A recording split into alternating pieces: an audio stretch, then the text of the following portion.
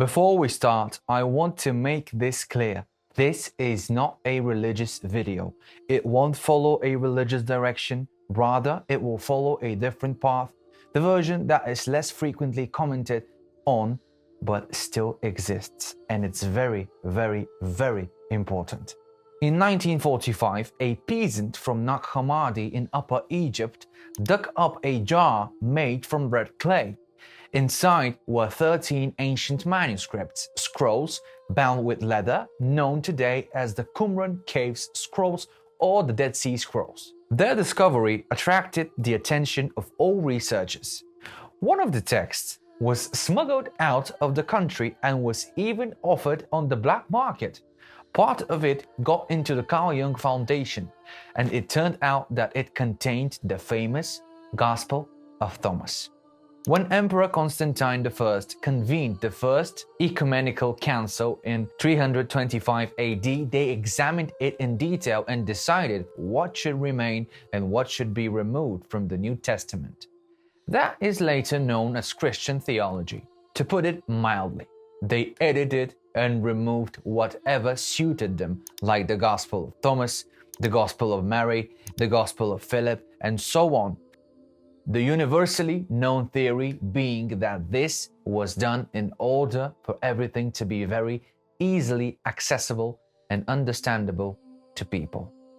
Now listen up. The other theory is a bit more interesting, and it says that the text contained very ancient and powerful knowledge that did not correspond to the direction they wanted to follow, and so the texts were removed. Before we continue, I'll repeat myself. The idea of this channel and my work is to examine as many points of view as possible so that we can grow our minds even more and find deeper understanding of ourselves. The idea for us as souls is to always move towards infinity.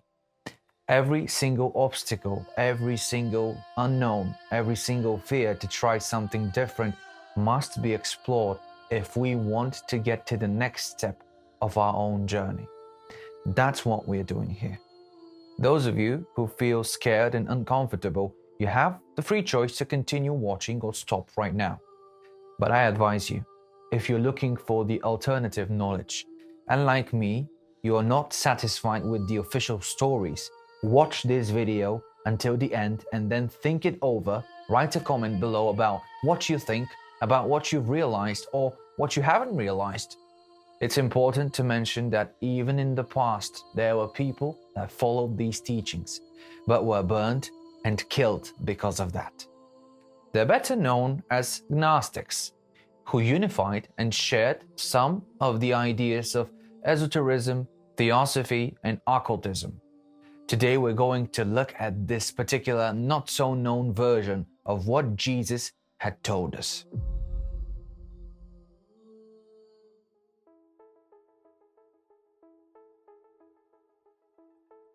Now, I have the Gospel of Thomas printed right here. It's available on the internet for everybody. Any of you who have the desire to examine it in detail, well, you can find it. It's quite easy to find, download, and familiarize yourself with it in detail if you're really, really, really interested. Well, now, what's interesting is that if you're a true follower of Jesus, of what he was saying, why deny that different perspective, which seems to add even more to the overall picture? It's not logical to accept only certain beliefs and quotes about the truth. These are the secret words spoken by the living Jesus and recorded by Didymus Judas Thomas. Jesus said, "Whoever finds the interpretation of these sayings will not experience death." Here is suggested to us in an extremely good way the idea that we as energetic entities, as energy, as spiritual beings, well, we are eternal. There are many misleading interpretations of what he meant to tell us, and much of what he had shared as ideas and what he had shared with his students has been altered to gain supremacy, power, authority, and control. So, Yeshua, Joshua, Jesus, had no intention to gain more followers, people who were inferior to him. His intention was to create leaders, strong souls that are equal to each other and that have no division, but rather desire to unite and work together in one direction. A lot of what we know today about him is the idea that he preached and he was a teacher, if not to all, then to many. Interestingly enough, even the idea that our beliefs create our own reality, I'm sure you heard that one before, is mentioned in the Bible. Yep, saying your faith makes the difference. And doesn't it also say that when Jesus returned to Nazareth, the people there knew him only as the carpenter's son, and they didn't believe the things that others were saying about him, about the miracles he'd done. So he failed in doing any of these miracles in his hometown. Why? It's all about what we choose to believe and what we trust is true for us. What are our actions and our real desires? Now it's getting interesting, and it's especially interesting if you're hearing this for the first time. If those who lead you say to you, "See, the kingdom is in the sky," then the birds of the sky will precede you. If they say to you, "It is in the sea," then the fish will precede you. Rather, the kingdom is inside of you, and it is outside of you. When you know yourself, you will be known, and you will know that you are children of the living Father. But if you will not know yourselves, you dwell in poverty, and it is you who are that poverty. What are we being told here is that there are no inferiors and superiors. That if we go in search for the kingdom, the meaning, existence itself, the idea of who we truly are and what we are capable of, well, it's actually out there somewhere. There will always be levels, and there will always be something more than this or something less. But the true kingdom, what he actually meant, was the true power that is within us, that has always been there. This modern world is trying to make us believe that we should always put our focus on the outside, only to realize that the truth is within us. Very often we seek the answers on the outside, but internally we already know what we need to do. Has this ever happened to you? You go to your closest friends, to your family, to people that you care about, and you know that they will give you the honest feedback. You go there, you talk for 2 hours on the phone or in person, you tell them about your problems, quite frankly, about a certain situation. You even ask them what they think you should do, but deep inside you already know the answer. And you know what's interesting? Well, we are simply waiting for the confirmation of what we feel inside from the outside. We ask them questions about us just to confirm what we already know, what we already chose to believe about ourselves.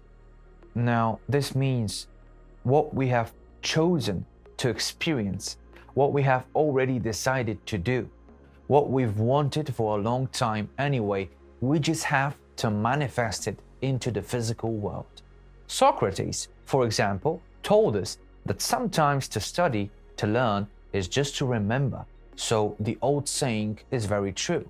The one that says, everything new is a well-forgotten old. Why? Well, because everything already exists here and now. Everything is already available as probability and information. We are the ones who limit ourselves, who define specific system of beliefs, and who draw our own paths and face challenges of our own making and create experiences, experiments to go through, only to realize that deep down inside what we already know, but with a new excitement, in a different way, in one exquisitely, pricefully beautiful way that is individually and uniquely your own, precisely because no one else can experience life like you do, who sees life like you who's watching from the other side of the world, from the USA, from France, from Germany, all like me, while recording this video. Now you see all of this, these are just different aspects, different people, different nuances of everything that is. So when you know yourself, you will be familiar, you will be aware, you will know the world and the laws on which it functions. You will know the living Father. You will know your choice in the present. And here we continue with one of the most powerful messages that is so strongly suppressed and neglected, but is available for everyone who is willing to look for it. It starts like this: let him who seeks continue seeking until he finds. When he finds, he will become troubled. When he becomes troubled, he will be astonished, and he will rule over the all. Again, we're told that there are no levels actually. There are no inferiors and superiors, no ups and downs. And the one who's making conscious choices in the present moment as a seeker of knowledge, as an explorer of reality, he will always find what he set out to find. He knows no boundaries, no limitations, because he realizes that it is he himself who creates the boundaries and the limitations. And when he realizes that, he will always find what he desires at the most right and necessary moment for him and for everything else. And then, my friends, he will rule over the all. Why? Because this is his all. This is his world. This is his reality. He will be the king of everything that was created and built by his decisions, of everything he has consciously chosen and already knows and has explored long enough. So he will be able to move forward in existence's endless progression. That is what he meant. Of course, each of us has every right to make his own interpretations of everything that is said, not just what Jesus said, what is said in the Bible and all the other teachings, the Buddhism, the Hinduism, even the ancient Indian philosophies, from every single religion and beyond that. Every one of us, of course, has the ultimate freedom to express himself in the way that he chooses to. And I absolutely don't want you to perceive these ideas as something imperative or as some kind of intrusive law. No, I respect your point of view and your opinion. This really matters to me. And something interesting to add here is the word religion comes from the Latin religare, which means to return to self, to what I already am and know. Well, in that case, isn't this about the same religare here, a return to oneself, return to an already familiar self, to what we have deeply forgotten, so we can know it in a new way? And when we get to know it, we will be troubled, we will be astonished, and we will rule over the all. Why? Well, because we will know it. That's exactly what he meant when he was saying pretty often, I am the way. The idea is, be this way, be like me, be this way. I am the example for you. I am the way in all its substance. Be like me. I am not above you. Be like me. Lead with me. Walk with me. I am the way. Look at me. I'm doing it. I already exist in experience, and I live that way. I am giving it to you as an option, as a free gift, as an invitation. Look at me, and you'll see the path. I am the path itself. This, my friends, is the true realization. Each one of us is the path itself, and the path is each one of us. Think about this. Each one of us contains a particle that is this path, and the truth and life as it is well known in each and every one of us. These are, as they called them, the slightly modified interpretations or the misunderstood ones over time, or deliberately suppressed. It doesn't actually matter. The information is available for the one who's seeking and does not stop in his search. We're moving on. The disciples said to Jesus, "Tell us how our end will be." And Jesus said, "Have you discovered then the beginning, that you look for the end? For where the beginning is, there will the end be. Blessed is he who will take his place in the beginning. He will know the end and will not experience death." The interpretation here is the present. Everything is here and now. The past and the future are an illusion of reality. Everybody knows it very well, actually, deep down. When we feel most depressed, when we feel sad, when we feel nostalgic, when we want things to be the same as before, then we just live in the past. We live in our thoughts there, and even more, we are physically experiencing the past. That's why the illnesses and pains affect our bodies to remind us that we are living in the now. There is a reason, guys, that the past has, already passed. We want everything to be like it used to be. We really wish we could be like we used to be. We aren't. It's time to move on. We are now, and we always depend on the decisions we make now. The same can be said about the interpretations and expectations and anxieties about the future. This is exactly why the past and the future are equally an illusion, equally non-existent.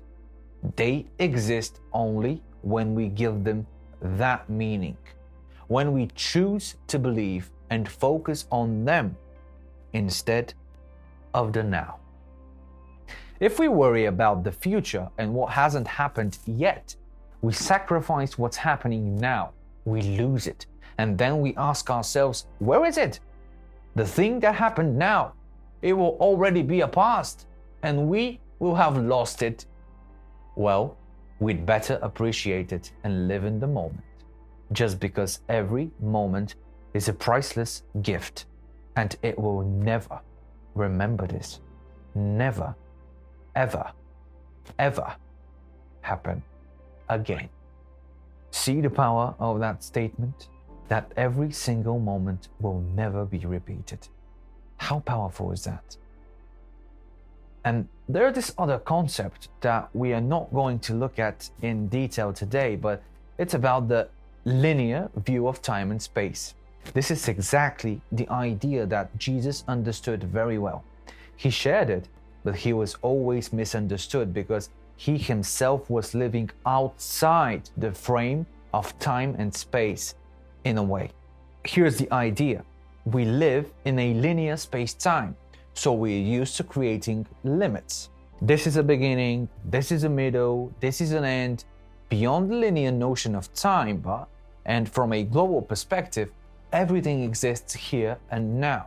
That means that the past is happening now, the present is happening now, so is the future, because everything in general is happening now, and we can control only what's happening now anyway. I can only decide what to say to you now. You can only now decide to continue watching this video or stop right now. Only now you can decide to look left, right, and to do what you want at that given moment. We can only do that now. Think about that. We can't do it in the past because, there is no past. There is a past as an experience, as a feeling, as an emotion, as a memory, as a recollection, as nostalgia, as pain even, but not as an existing experience, as something that is real to ourselves now. No, now is just now. His disciples said to him, Show us the place where you are, since it is necessary for us to seek it. And again, we have to look for it. We decide that there's something we should be looking for. He said to them, "Whoever has ears, let him hear. There is light within a man of light, and he lights up the whole world." That is, while looking for the light, while seeking for the good, while seeking happiness, you never find it because it already exists. It already is. It's already available to you as a choice. The light is already here anyway, if we understand it that way. It watches over everything. It already exists, so you don't have to look for it somewhere outside only to finally understand that it exists within us, and we are the regulators. We are the ones who decide how much light to allow, how much kindness to allow, how pure our hearts shall be at that particular moment to a given person in a given situation. How much shall we withdraw into ourselves and say, "Oh no, I don't like this guy, he's very mean, he's very nasty, I don't want to share this with him." That's our right. We are the regulators. Notice that there is light within a man of light. There is light within a man of light. So where do we come from? Now it gets more interesting. If they say to you, "Where did you come from?" say to them, "We came from the light, the place where the light came into being on its own accord and established itself and became manifest through their image." If they say to you, "Well, is it you?" say, "We are its children, the sons of light. We are the elect of the living Father." If they ask you, "What is the sign of your Father in you?" say to them, "It's movement and rest." Cool. The two polarities of everything that exists. On the one hand, we have motion. On the other hand, stillness. On the one hand, it's all here and now. There's no time.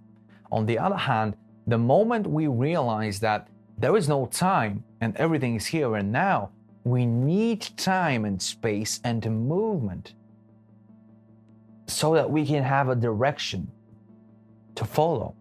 So in principle, that leads to stillness. And those two parts, those two things are not separate, like the yin and the yang. They complement each other infinitely and go hand to hand. They're just together. Movement and stillness, black and white. And it all happens so fast that we ourselves feel it as a separation, or as steps, or as stages, saying to ourselves, "Now I'm going to get to this level, now I'll get to the other one, now I'm experiencing this," just so we can maybe adapt easily to our own perception of the world. So where do we come from? Well, from the light that came by itself. I think that answers a lot of questions. We are her sons, the sons of the light, children of the light, children of the light, and we are chosen by the living Father. Chosen. I emphasize chosen. Remember this. The choice. From the living Father, from the one who experiences reality and life and chooses in the present moment, from each of us who makes choices in this moment. The sign by which to know the living Father, well, motion and stillness. For without motion and stillness together in one, we cannot exist. Powerful. When will the kingdom come? Jesus said, "It will not come by waiting for it. It will not be a matter of saying, 'Here it is,' or 'There it is.' Rather, the kingdom of the Father is spread out upon the earth, and men do not see it." Why? Again, the same idea, that our inner world, what we have within ourselves, the wholeness that we have in ourselves, is already available as potential, as information, as one collective informational field that contains everything and there's nothing beyond it. It is already available to all and every single one of us. Some of us do it and download information through their dreams. Others do it through meditation. Others achieve it through breathing methods and techniques. Others just trust their intuition, which somehow magically tells them which way to go in a given situation.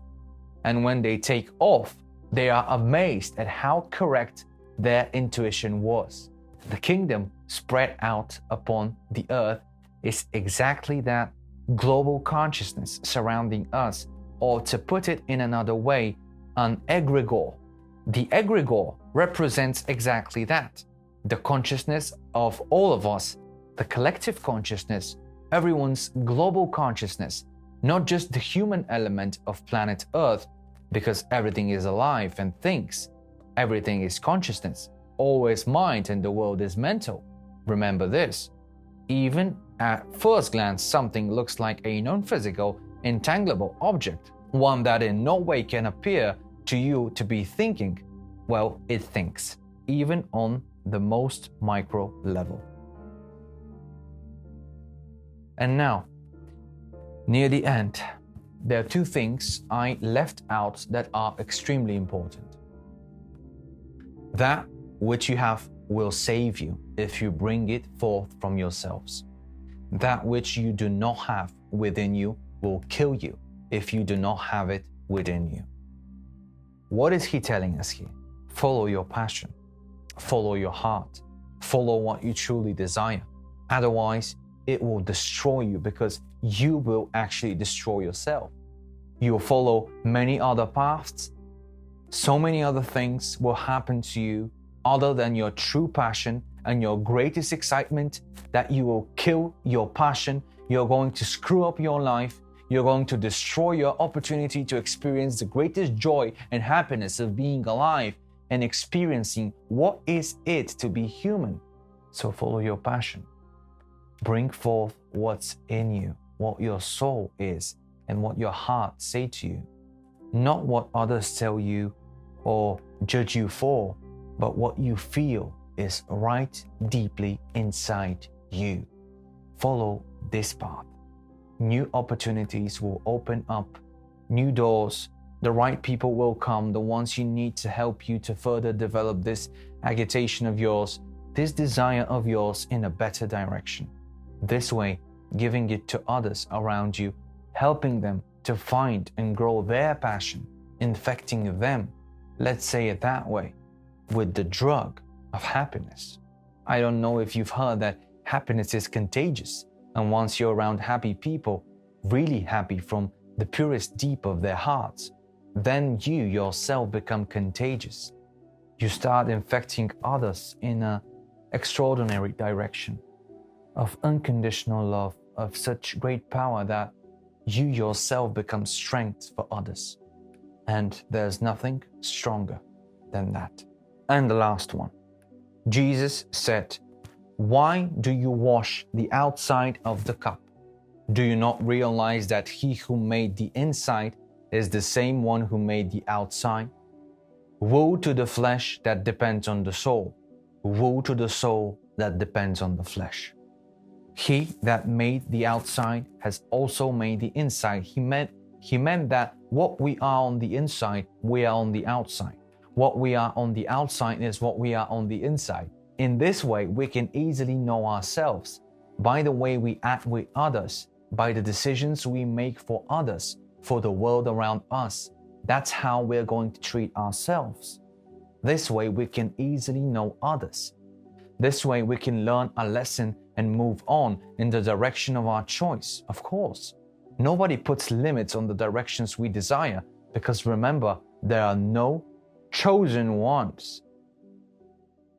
When you choose, there is freedom in that, in our choice at any given moment. We have the freedom to change everything at any moment. At times, we don't have the courage, yes, and we have great fear, yes, of changing it, but that's another topic. It doesn't negate the possibility that we can change our decisions at any time. Let's distinguish between our true power and the power with which we limit our true power.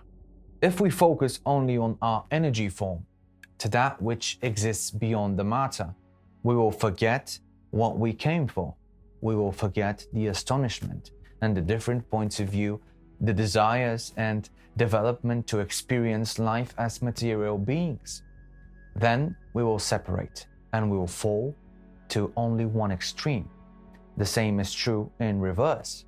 If we give ourselves entirely to the material, we will forget about our true self, our pure form, our spiritual form, the energy form, the one that lies within the material. Because we already know very well, and enough discoveries have been made even in material terms, that matter is just another form of energy. It's not that energy is a form of matter. Everything that exists in us, around us, is energy, and we are the ones that define everything as a different form of matter. That's familiar to me, that's not familiar to me, this is new to me, this is not. So the meaning of this is also, if we give ourselves entirely to our life with material gains, if we only accumulate material things, in this case cars, properties, clothes, devices, everything that money can buy us, and forget and absolutely consciously ignore our spiritual side, the one we are suggested we must follow if we want to find a growth in a more global and larger scale, then again we will go to this extreme.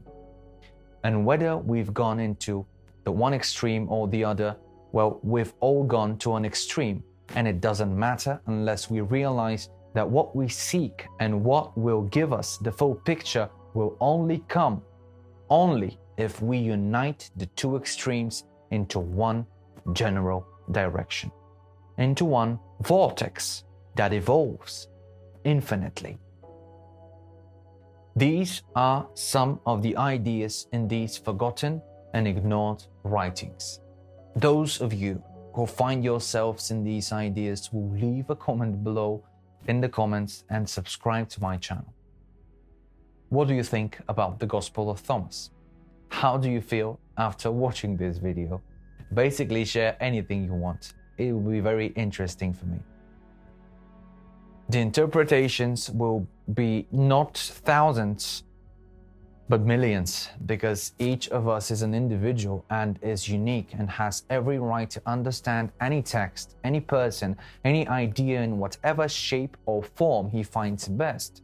And nobody can tell him how to perceive a specific idea and how he will understand the meaning of life for himself, because each one of us is life itself. Each one of us is also the path itself. Each one of us is all that is. It's always an honor to present these ideas to you. Cheers. And I'll see you in the next one.